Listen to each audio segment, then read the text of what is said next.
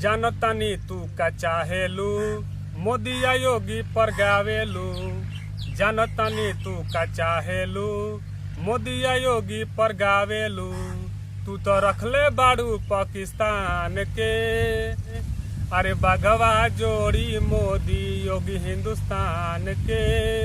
फाड़ के रख दी तहरा पाकिस्तान के। ए नेहा बाघवा जोड़ी मोदी योगी हिंदुस्तान के।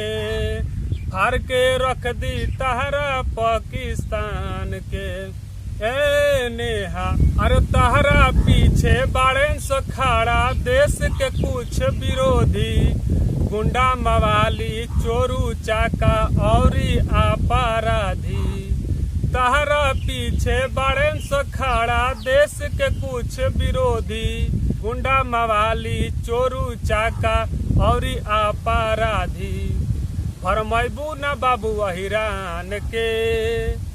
अरे बाघवा जोड़ी मोदी योगी हिंदुस्तान के।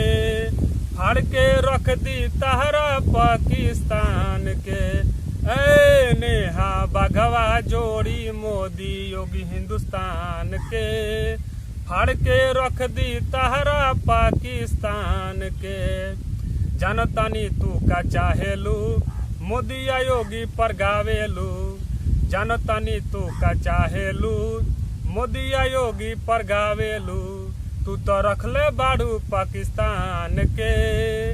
अरे बाघवा जोड़ी मोदी योगी हिंदुस्तान के।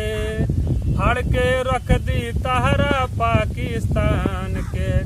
ए नेहा बाघवा जोड़ी मोदी योगी हिंदुस्तान के। फाड़ के रख दी तहरा पाकिस्तान के। ए नेहा